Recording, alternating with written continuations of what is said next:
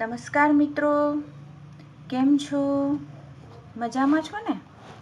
તો આજે આપણે પ્રાચીન ભારતીય સાહિત્ય એ પ્રશ્ન વિશે આપણે ચર્ચા કરીશું.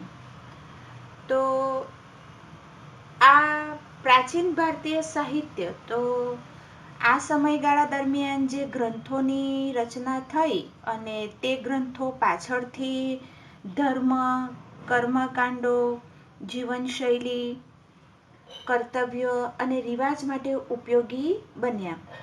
તો મિત્રો, પ્રાચીન ભારતીય સાહિત્ય શીખતા પહેલા હું તમને એક વાત કહું છું કે આ પ્રશ્ન ફરજિયાત પ્રશ્ન છે અને તે દરેક પરીક્ષામાં 4 માર્ક્સ માટે સવિસ્તાર નોંધમાં લોંગ ક્વેશ્ચનમાં પૂછાય છે.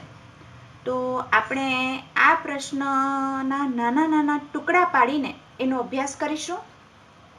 આ દરેક નાના નાના જે ટુકડા પાડીશું આપણે એ પણ પ્રશ્નના રૂપમાં 2 અથવા તો 3 માર્ક્સ માટે તમને ફરજિયાત આઈએમપી રહેશે, જે તમારે મોઢે કરીને લખવા પડશે. આખો સવાલ પ્રાચીન ભારતીય સાહિત્ય શીખી લીધા પછી આપણે બધા જ નાના સવાલો ભેગા કરી દઈશું, એટલે આપણો એક મોટો લોંગ ક્વેશ્ચન તૈયાર થઈ જશે. ઓકે, તો આપણે શરૂ કરીએ. પ્રાચીન ભારતીય સાહિત્ય. તો વેદો, તો વેદનો અર્થ થાય જ્ઞાન અને વેદો 4 છે: ઋગ્વેદ, સામવેદ, યજુર્વેદ અને અથર્વવેદ. તો પ્રથમ મિત્રો અહીં આપણે લીટી દોરીશું. તો વેદ, વેદ શબ્દનો આપણે અર્થ સમજીએ તો એ વિદ ધાતુ પરથી બનેલો છે, જેનો અર્થ થાય જ્ઞાન. જ્ઞાન એટલે જાણવું, અને વેદનો અર્થ બીજો થાય છે જ્ઞાન. એટલે આપણે જોયું કે જ્ઞાન એટલે જાણવું, બરાબર? એટલે આમ વેદનો અર્થ જ્ઞાન આપનાર સાહિત્ય થાય. અને મિત્રો, વેદો 4 છે: 1 ઋગ્વેદ, 2 સામવેદ, 3 યજુર્વેદ અને 4 અથર્વવેદ. તો આપણે પ્રથમ જોઈએ તો પ્રથમ જે પેરેગ્રાફ આપેલો છે એ ઋગ્વેદ વિશેની માહિતી આપેલી છે. ઓકે, તો ભારતીય સાહિત્યનું પ્રાચીનતમ પુસ્તક ઋગ્વેદ છે. એમાં કુલ 1028 ઋચાઓનો સંગ્રહ છે. ઋગ્વેદ 10 ભાગમાં વહેંચાયેલ અદ્ભુત ગ્રંથ છે. તો મિત્રો, અહીં આપણે લીટી દોરીશું.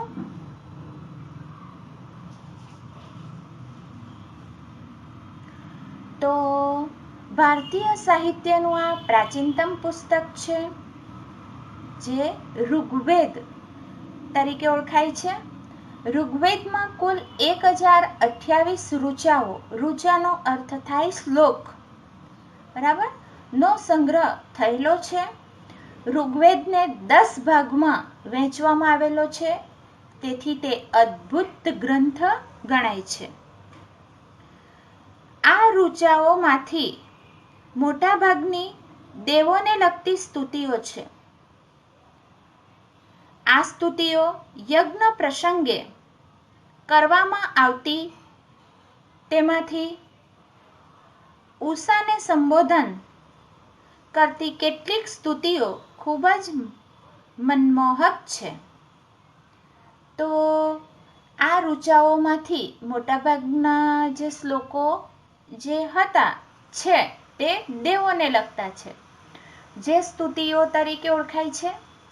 આ સ્તુતિઓ મોટે ભાગે યજ્ઞ હવન જેવા શુભ ધાર્મિક કાર્યમાં તેનો ઉપયોગ કરવામાં આવે છે. તેમાંથી ઉષાને ઉષા એટલે સવાર ને સંબોધન કરતી કેટલીક સ્તુતિઓ ખૂબ જ મનમોહક છે. આ ગ્રંથ સપ્તસિંધુ પ્રદેશમાં વસેલા આર્યોની રાજકીય, સામાજિક, ધાર્મિક તેમજ આર્થિક બાબતોનું વર્ણન કરે છે. તો આ ઋગ્વેદમાં સપ્તસિંધુ પ્રદેશ એટલે અગાઉ મિત્રો આપણે શીખી જ ગયા છે લેસન નંબર 3માં સપ્તસિંધુનો પ્રદેશ. એમ તો લેસન નંબર 1માં પણ આપણે શીખ્યા છે. તો સપ્તસિંધુનો પ્રદેશ એટલે 7 નદીઓનો પ્રદેશ, જેમાં સિંધુ, બિયાસ, જેલમ, રાવિ, બિયાસ, સતલુજ અને સરસ્વતી.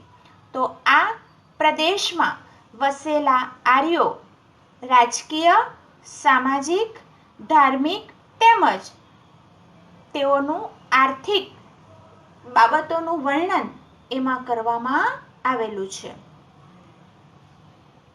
તો મિત્રો, અહીં તમે એક નાનો 2 માર્ક્સના પ્રશ્નનો જવાબ શીખી લીધો છે. પ્રશ્ન તમને એમ પૂછાય કે ઋગ્વેદનું મહત્વ સમજાવો, તો તમારો જવાબ અહીંથી અહીં સુધીનો રહેશે. ફરીથી તમે 2 માર્ક્સના પ્રશ્નનો જવાબ શીખી લીધો છે. પ્રશ્ન તમને એમ પૂછી શકાય કે ઋગ્વેદનું મહત્વ સમજાવો, તો જવાબ તમારો અહીંથી અહીં સુધીનો રહેશે. ઓકે, સમજાયું? આગળ જઈએ. ઋગ્વેદ પછી બીજા 3 વેદોની રચના કરવામાં આવી, જેમાં સામવેદ ઋગ્વેદની ઋચાઓનું ગાન કરવા માટે રચવામાં આવ્યો છે. આ શ્લોકો રાગ અને લય સાથે ગવાય છે, માટે તેને સંગીતની ગંગોત્રી કહે છે. તો મિત્રો, અહીં આપણે લીટી દોરીશું. આ પેરેગ્રાફમાં સામવેદનો ઉલ્લેખ કરેલો છે. તો ઋગ્વેદ પછી બીજા 3 વેદોની રચના કરવામાં આવી છે અને સામવેદને સંગીતની ગંગોત્રી તરીકે ઓળખવામાં આવે છે. ઋગ્વેદની ઋચાઓ શ્લોક એનું ગાન કરવા માટે એટલે કે એને ગાવા માટે આ વેદની રચના કરવામાં આવી છે. આ વેદના શ્લોકો એને રાગ અને લય સાથે ગવાય છે, માટે જ આ સામવેદને સંગીતની ગંગોત્રી તરીકે ઓળખવામાં આવે છે. ઓકે, હવે જોઈએ યજુર્વેદ. તો યજ્ઞનો વેદ કહેવાય છે. તો મિત્રો, અહીં આપણે લીટી દોરીશું. આ વેદ ગદ્ય અને પદ્ય સ્વરૂપમાં રચાયેલ છે. યજ્ઞ વખતે બોલવામાં આવતા મંત્રો, ક્રિયાઓ અને વિધિઓનું વર્ણન તેમાં કરવામાં આવ્યું છે. તો મિત્રો, અહીં પણ આપણે લીટી દોરીશું. તો યજ્ઞ વખતે બોલવામાં આવતા જે મંત્રો છે, ક્રિયાઓ છે કે વિધિઓ છે, એનું વર્ણન આ યજુર્વેદમાં થયેલું છે. તેથી તે યજ્ઞનો વેદ હોવાથી તેને યજુર્વેદ તરીકે ઓળખવામાં આવે છે. યજુર્વેદ એ ગદ્ય અને પદ્ય સ્વરૂપમાં રચાયેલ છે. ગદ્ય એટલે પાઠ અને પદ્ય એટલે કવિતા. બરાબર, એ તમે ગદ્ય અને પદ્ય શીખો જ છો. એટલે લેખન અને કાવ્યના રૂપમાં એ ગ્રંથ રચાયેલો છે. હવે જોઈએ અથર્વવેદ. તો અથર્વવેદમાં અનેક પ્રકારના કર્મકાંડો અને સંસ્કારોનું વર્ણન કરવામાં આવેલું છે. તો મિત્રો, કર્મકાંડો એટલે કે ધાર્મિક કાર્ય, લગ્ન પ્રસંગ, જુદા જુદા યજ્ઞ, શુભ અશુભ વિધિઓ તે ઉપરાંત યજ્ઞોપવિત એટલે કે જેને આપણે કહીએ છીએ, જેમાં બ્રાહ્મણ સમાજ અને દેસાઈ સમાજ, અનાવિલ બ્રાહ્મણ સમાજ, એમાં યજ્ઞોપવિત સંસ્કાર કરવામાં આવે છે, જેને કહેવાય જનોઈ ધારણ કરવી. તો વગેરે સંસ્કારોનું વર્ણન આ વેદમાં હોવાથી તેને અથર્વવેદ તરીકે ઓળખવામાં આવે છે. ઓકે, તો મિત્રો અહીં ફરી તમે 2 માર્ક્સના પ્રશ્નનો જવાબ શીખી લીધો છે. પ્રશ્ન તમને એમ પૂછાય, વેદ એટલે શું? વેદો કેટલા, કયા કયા, અને તેની સમજૂતી આપો. 2 માર્ક્સમાં પૂછાય. તો શરૂઆત એની અહીંથી કરવાની, વેદથી એની શરૂઆત કરવાની, અને અહીં એ જવાબ પૂરો થશે. ફરીથી મિત્રો, અહીં તમે ફરી પાછા 2 માર્ક્સના પ્રશ્નનો જવાબ શીખી લીધો છે. પ્રશ્ન તમને એમ પૂછાય કે વેદ એટલે શું, વેદો કેટલા, કયા કયા, તેની સમજૂતી આપો. તો તેનો જવાબ અહીંથી શરૂ થશે અને અહીં પૂર્ણ થશે. ઓકે, આગળ જઈએ. ઉપનિષદ. તો ઉપનિષદ સાહિત્યમાં બ્રહ્માંડનો આરંભ, જીવન, મૃત્યુ, ભૌતિક અને આધ્યાત્મિક જગત, જ્ઞાન, પ્રકૃતિ અને બીજા અનેક દાર્શનિક પ્રશ્નોનું વિવેચન કરવામાં આવ્યું છે.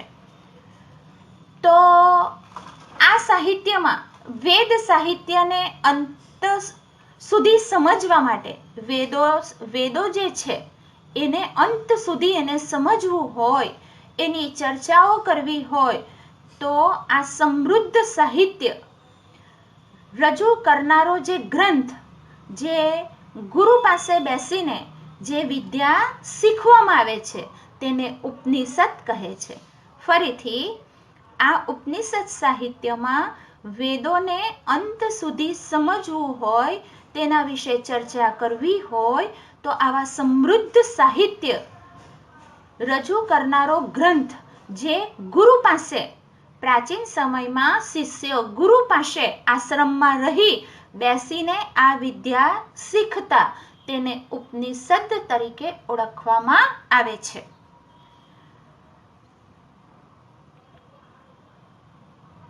તે ઉપરાંત બ્રહ્માંડનો આરંભ ક્યારે થયો? જીવન, મૃત્યુ અને ભૌતિક આધ્યાત્મિક જગતને, જ્ઞાન, પ્રકૃતિ અને બીજા અનેક દાર્શનિક પ્રશ્નો એટલે કે જે પ્રત્યક્ષ જોયેલું છે, જેનો અનુભવ પ્રાપ્ત થયેલો છે. દાર્શનિક પ્રશ્ન એટલે કે જે આપણે પ્રત્યક્ષ જોયેલું છે, આપણી આંખે જોયેલું છે અને જેનો આપણે અનુભવ કરેલો છે, તો એવા પ્રશ્નોનો ઉલ્લેખ પણ આ ઉપનિષદમાં કરવામાં આવેલો છે. બૃહદારણ્ય અને છાંદોગ્ય શરૂઆતના ઉપનિષદો છે. ઉપનિષદો સંવાદના સ્વરૂપમાં છે. મુક્તિકો ઉપનિષદમાં તેની સંખ્યા 108 દર્શાવે છે. તો મિત્રો, અહીં આપણે લીટી દોરીશું. તો બૃહદારણ્ય એટલે એનો અર્થ એવો થાય મોટું વન, અને છાંદોગ્ય એટલે એનો અર્થ એવો થાય કે જ્યારે સામવેદના જે શ્લોકો છે, એ સામવેદ ગ્રંથને આપણે સમજવો હોય, જાણવું હોય, તો તેના માટેનું આ પુસ્તક છે. જેમ ગુજરાતી ગ્રામરમાં તમે છંદ શીખો છો, બરાબર? તો એના પણ અલગ અલગ રાગ હોય છે ને, બરાબર? એ છંદ, ઉપમા અલંકાર છંદ, બરાબર? અલંકાર છંદ, બધા અલગ અલગ પ્રકારના છંદ વિશે તમે અભ્યાસ કરો છો. તો આ છંદ જ્યાં સુધી તમને નહીં આવડે, ત્યાં સુધી તમે સામવેદના શ્લોકોનું કે બીજા અન્ય વેદના શ્લોકનું ગાન કરી શકતા નથી, કારણ કે શ્લોકને પણ અલગ અલગ રાગમાં અને લયબદ્ધ એને ગાવાના હોય છે.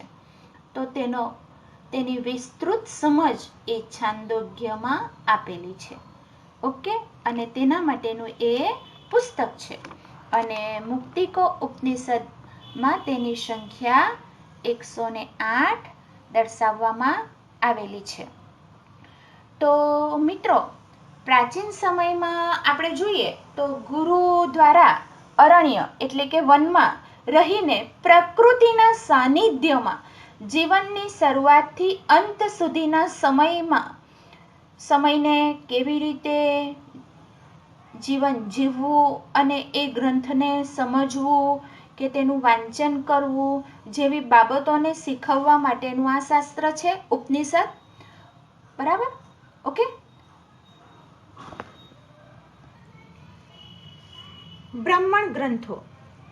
વેદોના મંત્રનો અર્થ સમજવા માટે તેના પર પદ સ્વરૂપમાં રચાયેલી ટીકાઓનો બ્રાહ્મણ ગ્રંથોમાં સમાવેશ થાય છે. એમાં જુદા જુદા યજ્ઞ અને તેને લગતી વિવિધ વિધિઓ માટેનું માર્ગદર્શન આપવામાં આવ્યું છે. તો વેદોના મંત્રોનો અર્થ સમજવા માટે તેના પર પદ સ્વરૂપમાં રચાયેલી ટીકાઓના ગ્રંથોને બ્રાહ્મણ ગ્રંથ કહેવામાં આવે છે. આ ગ્રંથોમાં જુદા જુદા યજ્ઞ અને તેને લગતી વિધિઓ માટેનું માર્ગદર્શન અંદર આપવામાં આવ્યું છે. એના પછી આપણે જોઈએ આરણ્યકો. આર્યો તેમના જીવનનો અંતિમ સમય અરણ્યમાં જઈને ગાળતા. વન અથવા અરણ્યમાં આશ્રમ બાંધી સતત ચિંતન કરીને રચાયેલા તત્વજ્ઞાનથી ભરપૂર એવા સાહિત્યને આરણ્યકો કહે છે. તો મિત્રો, અહીં આપણે લીટી દોરીશું. ઓકે, તો આર્યો તેમના જીવનનો અંતિમ સમય અરણ્ય એટલે કે વનમાં જઈને ગાળતા હતા. વન અથવા અરણ્ય. તો મિત્રો, તેઓ વનમાં આશ્રમ બાંધી, એક મઠ બાંધી તેમાં સતત ચિંતન, આરાધના કરતા, મનન કરતા, જેને આપણે અત્યારની ભાષામાં કહીએ છીએ મેડિટેશન, ધ્યાન મુદ્રામાં બેસવું.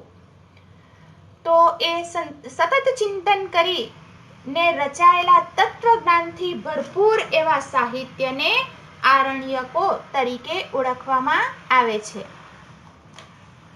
વેદાંગ. આ સાહિત્યમાં કર્મકાંડો ઉપરાંત જ્યોતિષ, વ્યાકરણ અને ખગોળશાસ્ત્રનો સમાવેશ થાય છે. તો મિત્રો, અહીં પણ આપણે લીટી દોરીશું. મિત્રો, આ લેસનની અંદર એક પાઠમાં આવતા દરેક વાક્ય જે તમને ઓબ્જેક્ટિવ માટે ખૂબ જ ઉપયોગી રહેશે. તો વેદાંગ, જે સાહિત્યમાં કર્મકાંડ એટલે શુભ અને અશુભ વિધિઓ, જ્યોતિષ, જેમાં રાશિઓમાં નડતા ગ્રહ, નક્ષત્ર વગેરે વિશેની માહિતીઓ જ્યોતિષમાં હોય છે, અને વ્યાકરણ અને ખગોળશાસ્ત્રનો મહિમા ધરાવે છે, તેને કહેવાય છે વેદાંગ. ઓકે, તો મિત્રો, અહીં ફરી તમે 3 માર્ક્સના પ્રશ્નનો જવાબ શીખી લીધો છે. પ્રશ્ન તમને એમ પૂછાય, ભારતના વૈદિક સાહિત્યનો પરિચય આપો. તો જવાબ તમારો વેદ, જ્યાં ડાર્ક રંગથી લખેલું છે વેદ, ત્યાંથી એનો જવાબ શરૂ થશે. તે જવાબ અહીં તમારો પૂરો થશે. ફરીથી બોલું છું મિત્રો, કે તમે ફરી 3 માર્ક્સના પ્રશ્નનો જવાબ શીખી લીધો છે. પ્રશ્ન તમને એમ પૂછાય કે ભારતના વૈદિક સાહિત્યનો પરિચય આપો. તો જવાબ તમારો જ્યાં પ્રાચીન ભારતીય સાહિત્ય શરૂ થાય છે અને ત્યાં ડાર્ક બ્લેક રંગથી વેદ લખ્યું છે, ત્યાંથી જવાબની શરૂઆત થશે અને અહીં એ જવાબ તમારો પૂરો થશે. ઓકે, ચાલ હવે હું આગળ જાઉં છું. હવે આપણે અભ્યાસ કરીશું પ્રાચીન ભારતના મહાકાવ્ય. તો ભારતના બે મુખ્ય મહાકાવ્યો રામાયણ અને મહાભારત છે. તો મિત્રો, આ રામાયણ અને મહાભારત તેઓ પ્રાચીન ગ્રંથો છે અને આ મહાકાવ્યનું વર્તમાન સ્વરૂપ તો ઈસવીસનની બીજી સદીમાં મળ્યું. તો અહીં આપણે લીટી દોરીશું. ઓકે, તો રામાયણ અને મહાભારત આ ઘણા પ્રાચીન ગ્રંથો છે અને આ મહાકાવ્યને વર્તમાન સ્વરૂપ એટલે હકીકતમાં તો મિત્રો આ મહાકાવ્ય એ સંસ્કૃત ભાષામાં રચાયેલા, બરાબર, અને એને વર્તમાન સ્વરૂપ ઈસવીસન બીજી સદીમાં મળ્યું હતું. રામાયણમાં અયોધ્યાના રાજવી રામચંદ્રની કથા આપી છે અને આ મહાકાવ્ય મહાભારત કરતાં ઘણું નાનું છે. તેમાં અનેક દિલચસ્પ ઘટનાઓ અને સાહસોનું વર્ણન કરાયેલું છે. તો રામાયણ, તો મિત્રો અત્યારે જ્યારે શરૂઆતમાં માર્ચ મહિનાની 20 તારીખે જ્યારે લોકડાઉન થયું તો COVID-19 ને કારણે જે લોકડાઉન લાંબા સમય સુધી ચાલુ રહેશે તો એને માટે સરકારે લોકો સૌ ઘરમાં જ રહે અને કંટાળી ન જાય એના માટે દિલ્હી દૂરદર્શન ઉપર સવારે અને સાંજે રામાયણ અને મહાભારત, અને મિત્રો એ પણ ઓરિજિનલ જે ફર્સ્ટ ટાઈમ પહેલી વખત જે રામાનંદ સાગર દ્વારા બનાવવામાં આવેલું રામાયણ, બરાબર, તો અને મહાભારત, તો એ મહાભારત જે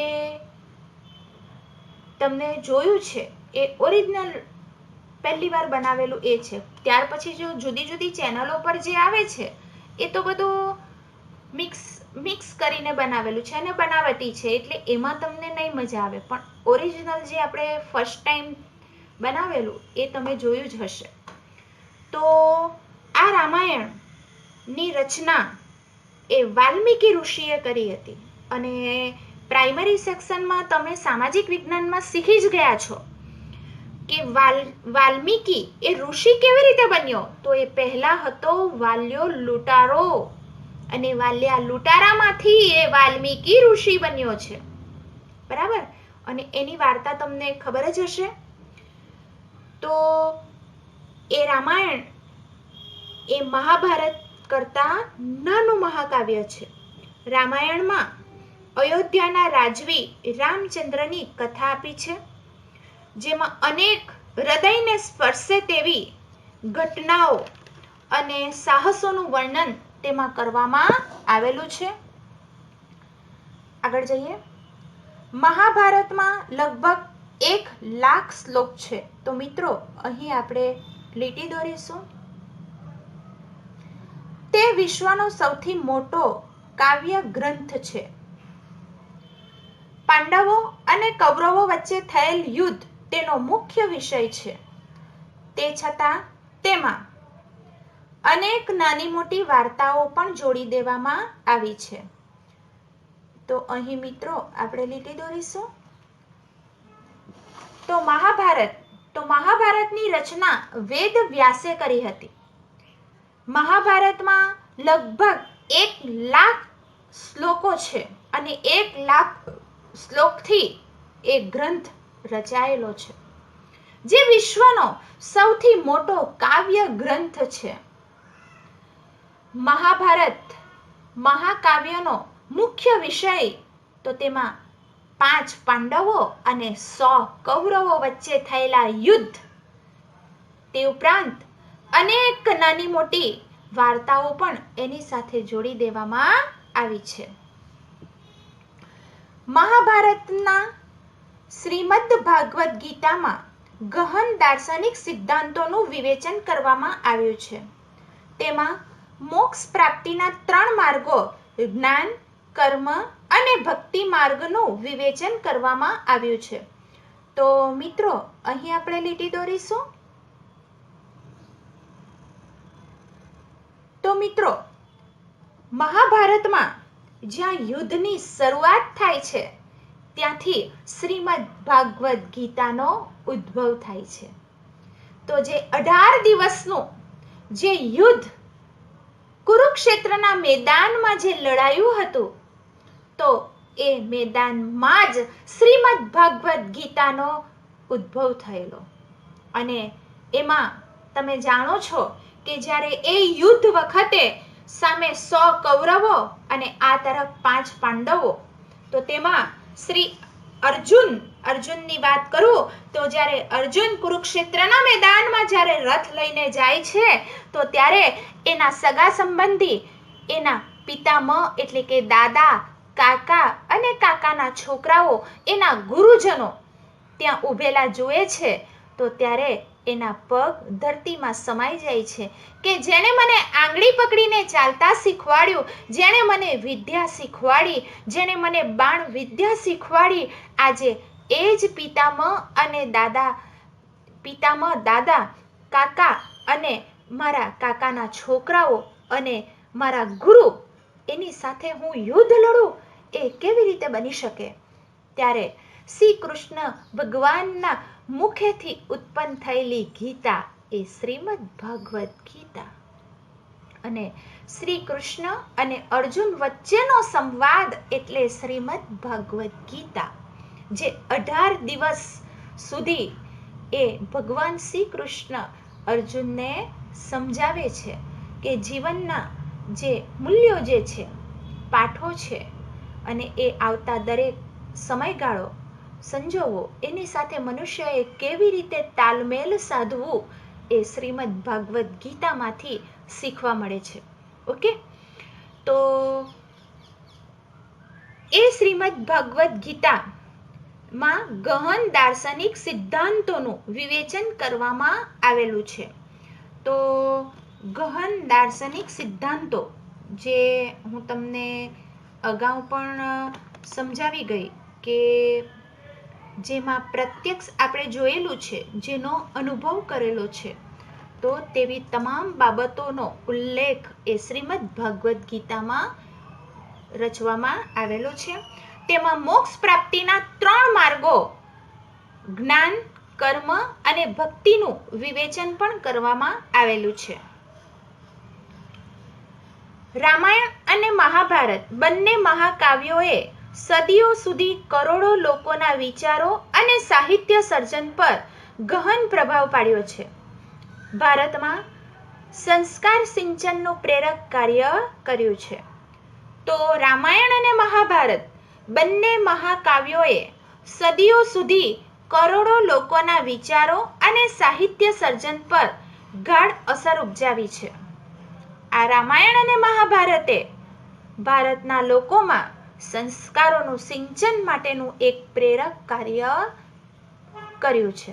ઓકે મિત્રો, તો આ સાથે હું આજનો લેક્ચર સમાપ્ત કરું છું.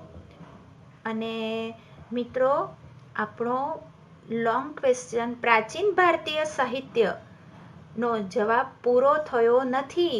ઘણો લાંબો હોવાથી આપણે અહીં આજે અડધો શીખ્યો છે, અડધો હવે પછીના લેક્ચરમાં પાછા શીખીશું. ઓકે, તો મિત્રો ફરી તમે અહીં 3 કે 4 માર્ક્સનો પ્રશ્ન શીખી લીધો છે. અને પ્રશ્ન તમને એમ પૂછાશે કે પ્રાચીન ભારતના મહાકાવ્ય રામાયણ અને મહાભારત વિશે ચર્ચા કરો. તો જવાબ તમારો અહીં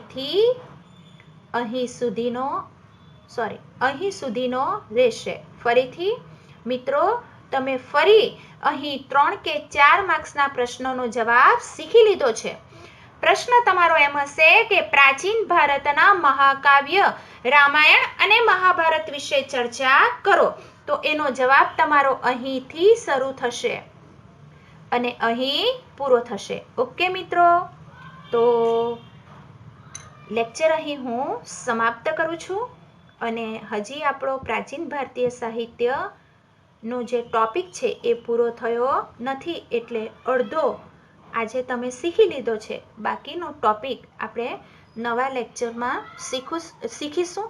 ઓકે મિત્રો, અને લેક્ચરના અંતમાં હોમવર્ક મૂક્યું હશે, જે હોમવર્ક તમારે નોટબુકમાં પ્રશ્નોનો જવાબ મોડે કરીને લખવાનો રહેશે. મિત્રો, ઘરે રહેજો, સ્વસ્થ રહેજો.